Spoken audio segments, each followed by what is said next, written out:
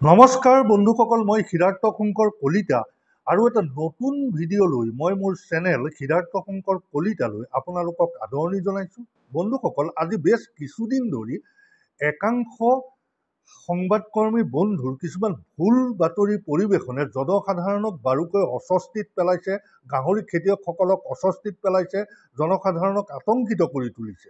আজি কেইদিনমান আগতে মোৰ এজন গাহৰি খেতিয়ক বন্ধুৱে মোলৈ ফোন কৰি জনালে যে অতি দুখেৰে জনাইছে যে তেওঁ যিখন গাহৰি ফাৰ্ম আছে সেই অঞ্চলৰ একাংশই সেই গাহৰি ফাৰ্মখন তাৰ পৰা উঠাই নিবলৈ তেওঁৰ ওপৰত হেঁচা প্ৰয়োগ কৰিছে।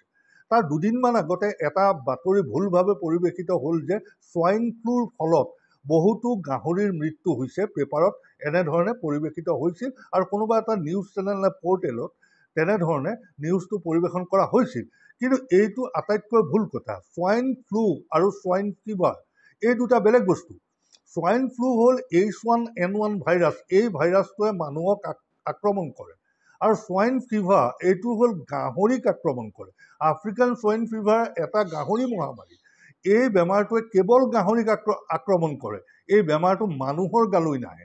গতিকে যি গাহৰিৰ মৃত্যু হৈছে সেয়া আফ্ৰিকান সোয়াইন ফিভাৰৰ ফলত মৃত্যু হৈছে, সেয়া সোয়াইন ফ্লুৰ ফলত মৃত্যু হোৱা নাই।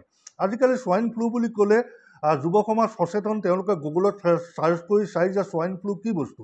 তাত দেখুৱাই যে H1N1 ভাইৰাছ, এই ভাইৰাছটোৱে মানুহৰ গাত আক্ৰমণ কৰে। গতিকে তেওঁলোকে সেই বুলি ভাবি যে এই যিজন গাহৰি খেতিয়ক সেইজনক গাহৰি ফাৰ্মখন উঠাই নিবলৈ হেঁচা প্ৰয়োগ কৰিছে।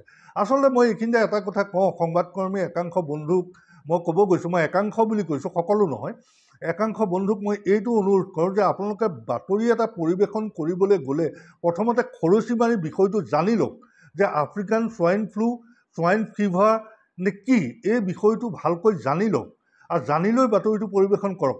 আপোনালোকে পৰিৱেশন কৰা প্ৰত্যেকটো বাতৰি গৰিষ্ঠ সংখ্যক জনসাধাৰণে এইটো সঁচা বুলি ভাবে যে এইটো যেতিয়া বাতৰি পেপাৰত আহিছে, এইটো যেতিয়া নিউজ চেনেলত আহিছে, এইটো নিশ্চয় সঁচা। গতিকে তেওঁলোক কনফিউজ হয় আৰু কনফিউজ আপোনালোকে নকৰিব তেওঁলোকক। আচলতে সঠিক বাতৰি এটা পৰিৱেশন কৰিবলৈ আপোনালোকে যত্ন কৰক। কালি মই এটা নিউজ পালোঁ, মই হোৱাটছএপ যোগে মোৰ এটা পেপাৰ কাট মোলৈ আহিল। এইটো এনেকুৱা হৈছে যে আফ্ৰিকান সোয়াইন ফিভাৰৰ ফলত হাঁহ কুকুৰাৰ মৃত্যু হৈছে। আফ্ৰিকান সোয়াইন ফিভাৰটো এটা গাহৰি মহামাৰী। এইটো হাঁহ কুকুৰা এই মহামাৰীত মৃত্যু নহয়। হাঁহ কুকুৰাৰ কাৰণে বেলেগ ধৰণৰ বেমাৰ আছে, সেইবোৰ বেমাৰতহে হাঁহ কুকুৰাৰ মৃত্যু হয়।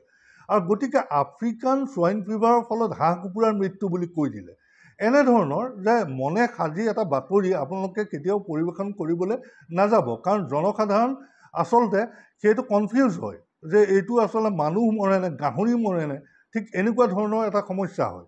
কিন্তু আৰু এটা কথা কওঁ, এনেধৰণে বাতৰিবোৰ পৰিৱেশন হৈছে, ধৰক প্ৰশাসনে গাহৰি মাংসৰ বিক্ৰী বন্ধ কৰি দিছে, গাহৰি মাংস খোৱা বন্ধ কৰি দিছে, এনেধৰণৰ কিছুমান বাতৰি পৰিৱেশন হয়। তেতিয়া মানুহে ভাবে যে আফ্ৰিকান সোয়াইন ফিভাৰৰ ফলত ক'ৰবাত যদি কেনেবাকৈ আক্ৰান্ত হৈছে, গাহৰি মাংস খোৱা হৈছে, তেতিয়াহ'লে মানুহৰ মৃত্যু হ'ব পাৰে। এইটো কথা নহয়। আচলতে গাহৰি আফ্ৰিকান সোয়াইন ফিভাৰত আক্ৰান্ত হৈ যদি কোনোবাই মাংস খালে ভুলবশতঃ, তাৰ কাৰণে মানুহৰ মৃত্যু নহয়। কিন্তু কথাটো হ'ল কি, আফ্ৰিকান সোয়াইন ফিভাৰ হৈ থকা সময়ত গাহৰি মাংস খাব নালাগে, সেইটো অন্য এটা কথা। যাতে গাহৰি মাংস খালে সেই বেমাৰটো যাতে স্প্ৰেড হৈ নাযায়। ধৰক আপুনি ঘৰলৈ আনিলে গাহৰি মাংস, এই গাহৰিটো আফ্ৰিকান সোয়াইন ফিভাৰত আক্ৰান্ত হৈ আছিলে, আপুনি বজাৰৰ পৰা কিনি আনিলে, আপুনি গম নাপালে যে কি গাহৰি আনিলে।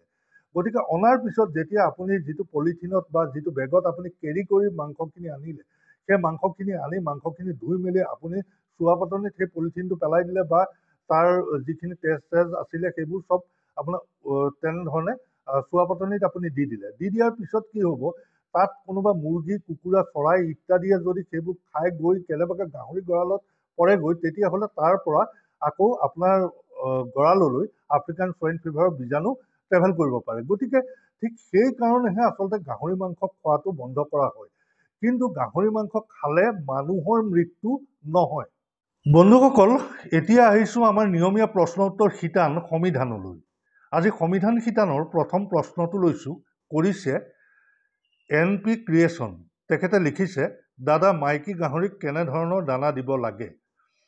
ডাঙৰীয়া, মই এই সম্পৰ্কে এটা ভিডিঅ' বনাই থৈছিলোঁ। ভিডিঅ'টোত পোৱালি অৱস্থাৰ পৰা ডাঙৰ হৈ গাহৰিজনীৰ পোৱালি জগালৈকে কেনেধৰণে দানা দিব লাগে সেই বিষয়ে মই ক'বলৈ চেষ্টা কৰিছিলোঁ ভিডিঅ'টোত। আপুনি ভিডিঅ'টো পাৰিলে চাই ল'বচোন। তথাপিও মই কওঁ বাৰু, আপুনি পোৱালি অৱস্থাৰ পৰা আপুনি ঠিক একেবাৰে কলেষ্ট্ৰম খুওৱাৰ পৰা আপুনি গুৰুত্ব দিব, আৰু পোৱালি কেনেধৰণে আপুনি চিলেক্ট কৰিব আপোনাৰ ফাৰ্মলৈ আনিবলৈ, সেই সম্পৰ্কেও মই এটা ভিডিঅ' বনাই থৈছোঁ। তাৰপিছত আপুনি যেতিয়া গাহৰিজনী আচলতে হিটত অহাৰ পিছত যেতিয়া ক্ৰছ দিব, ক্ৰছ দিয়াৰ আগলৈকে আপুনি কেৱল গ্ৰ'ৱাৰ দানা খুৱাব। আপোনাৰ প্ৰথম 60 কেজি মানত এবাৰ হিটত আহিব, তেতিয়া আপুনি ক্ৰছ নিদিব।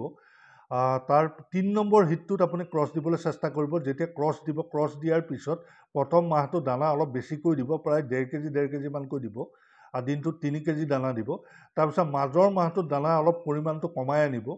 আপুনি প্ৰায় 1200 গ্ৰাম 2400 গ্ৰামমান দানা আপুনি দিব, আৰু তাৰ পিছৰ মাহটোত আৰু অলপ বঢ়াই দিব, আকৌ 1.5 কেজি কৰি দিব। যেতিয়া জগিবৰ আগমুহূৰ্তত দানাৰ পৰিমাণটো আকৌ আপুনি কমাই দিব। আৰু জগাৰ পিছত ঠিক তেনেকৈ পোৱালি যেইটা আছে, ধৰক আপোনাৰ 10টা পোৱালি জগিছে, 10টা পোৱালিক 200 গ্ৰামকৈ পাৰ পোৱালি 2 কেজি দানা, আৰু গাহৰিজনীক 1 কেজি, টোটেল 3 কেজি, 6 কেজিকৈ দানা আপুনি দিবলৈ চেষ্টা কৰিব। ঠিক মাইকী গাহৰিক দানা দিয়াৰ নিয়মটো এনেকুৱাই। এইবাৰৰ প্ৰশ্নটো লৈছোঁ, কৰিছে আৰ গগৈ। তেখেতে লিখিছে, পোৱালি পাম নেকি? 5টা লাগিছিল। গগৈ ডাঙৰীয়া, আপোনাক আচলতে কি পোৱালি লাগিছিল? মোৰ হাতত বৰ্তমান F1 পোৱালি আছে, আৰু আপোনাক কি পোৱালি লাগিছিল সেইটো স্পষ্ট নহ'ল। আপুনি মোক ফোন যোগে যোগাযোগ কৰিবচোন। যদি আপোনাক অন্য পোৱালি লাগে, মোক জুলাই মাহত আপুনি খবৰ কৰিব।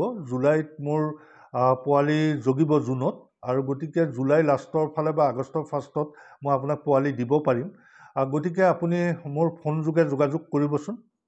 এইবাৰৰ প্ৰশ্নটো লৈছোঁ, কৰিছে অংগনা চেতিয়া। তেখেতে লিখিছে, দাদা, মাকক একেৰাহে কচু খোৱালে পোৱালিবোৰে পনীয়াকৈ হাগে নেকি? এনেকুৱা ধৰণৰ প্ৰশ্ন আহি আছে। মই ভাবিছোঁ যে এই কচু সম্পৰ্কে এটা নতুন ভিডিঅ' বনাম। মই তথাপি কৈছোঁ যে কচু খোৱালে, মাকক কচু খোৱালে পোৱালীয়ে পনীয়া নাহাগে, এইটো তেনেধৰণৰ কথা নহয়। আচলতে এইটো এটা ভুল ধাৰণা। আপুনি মাকক কচু খুৱাব পাৰে। কচুত যথেষ্ট পৰিমাণে আইৰণ পোৱা যায়। আইৰণ পালে গাহৰিজনীৰ ব্লাড বৃদ্ধি হয়। গতিকে আপুনি কচু খুৱাব পাৰে। আপোনাৰ পোৱালিটোৱে অন্য কাৰণে হয়তো পনীয়া পায়খানা কৰিছে, বেক্টেৰিয়েল ইনফেকশ্যনো হ'ব পাৰে, বা অন্য বিভিন্ন কাৰণ থাকিব পাৰে, সেইকাৰণেও পনীয়া পায়খানা কৰিব পাৰে। গতিকে আপোনাৰ কচু খুওৱাৰ কাৰণে আপোনাৰ আচলতে গাহৰি পোৱালিকেইটাই যে পনীয়া পায়খানা কৰা নাই, সেইটো খাটাং বুলি আপুনি ধৰি লওক। আপুনি কচু খুৱাই থাকক। এইবাৰৰ প্ৰশ্নটো লৈছোঁ, কৰিছে বিশ্বজিৎ তামুলী। তেখেতে লিখিছে, দাদা, আপুনি এজনী প্ৰেগনেণ্ট গাহৰিক 1.5 কেজি দানা দিয়ে। পানী যিমান খায় সিমান দিব পাৰিনে? আৰু ডেলিভাৰীৰ পিছত এটা পোৱালিক 200 গ্ৰামকৈ দানা দিয়ে আপুনি। 10টা পোৱালি হ'লে 200 পূৰণ 10, 2 কেজি দিলে হ'বনে? মাকজনীৰ বাবে লগত 1 কেজি দানা প্লাছ কৰিব লাগিব। তামুলী ডাঙৰীয়া, এই সম্পৰ্কে মই আগৰ ভিডিঅ'টো কৈছিলোঁ। আজি আগৰ প্ৰশ্ন এটাটো মই ক'বলৈ চেষ্টা কৰিছোঁ। আচলতে আপুনি গাহৰিজনী প্ৰথম অৱস্থাত যেনেকৈ দানা দিবলৈ কৈছিলোঁ, ঠিক তেনেধৰণে দিলেই হ'ল। আৰু পোৱালি জগাৰ পিছত আপুনি প্ৰত্যেকটো পোৱালিক 200 গ্ৰামকৈ, ধৰক 10টা পোৱালি জগিলে আপুনি 2 কেজিকৈ দানা দিব, আৰু মাকক 1 কেজি দানা এক্সট্ৰাকৈ দিব। তাৰমানে 3 কেজিকৈ দানা দিব এবাৰত, দিনটোত 6 কেজি দানা। তেতিয়া পোৱালিকেইটা গ্ৰ'থ ভাল হ'ব, ভালকৈ গাখীৰ পাব। ঠিক এনেধৰণৰ কথা। এনেধৰণে দানা দিব লাগে, আৰু মই মোৰ ফাৰ্মত ঠিক এনেধৰণেই দানা দিওঁ। এইবাৰৰ প্ৰশ্নটো লৈছোঁ, কৰিছে মানস শইকীয়া। তেখেতে লিখিছে, দাদা, মোৰ মাইকী গাহৰি এজনী আছে, 6 মাহ হ'ল, 55 কেজিমান হৈছে, কিন্তু এতিয়াও বৰ বিচৰা নাই। মই কচুৰ লগত গাহৰিৰ ফিনিচাৰ দানা মিক্স কৰি খুৱাইছিলোঁ। এতিয়া অকল ভাত আৰু কচু দি আছোঁ। শইকীয়া ডাঙৰীয়া, আপোনাৰ আচলতে হিট আহিবলৈ 60 কেজিমানত হিট আহে। আপোনাৰ 60 কেজি হোৱাই নাই, এতিয়া হিট আহিলেও আপুনি ক্ৰছ নিদিব। আপুনি 3 নম্বৰ হিটটোত ক্ৰছ দিবলৈ যত্ন কৰিব।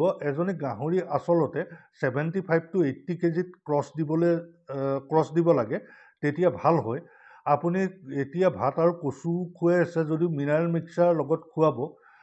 আপুনি ভাত আৰু কচুতে ছাফিচিয়েণ্ট নহয় আচলতে, তাত অন্য ধৰণৰ কিছুমান ইনগ্ৰিডিয়েণ্টছ এড কৰিব লাগে। মই মোৰ ভিডিঅ'বোৰ চাই ল'বচোন, তাত মই ক'বলৈ চেষ্টা কৰিছিলোঁ। গতিকে বন্ধুসকল, ভিডিঅ'টো আৰু দীঘলীয়া নকৰোঁ। ভিডিঅ'টো চাই কেনেকুৱা পালে কমেণ্ট কৰি জনাবচোন। যদি ভাল পালে লাইক, কমেণ্ট, শ্বেয়াৰ আৰু ছাবস্ক্ৰাইব কৰিবলৈ নাপাহৰিব। আৰু এটা নতুন ভিডিঅ' লৈ আকৌ আপোনালোকৰ ওচৰলৈ আহিম। ধন্যবাদ।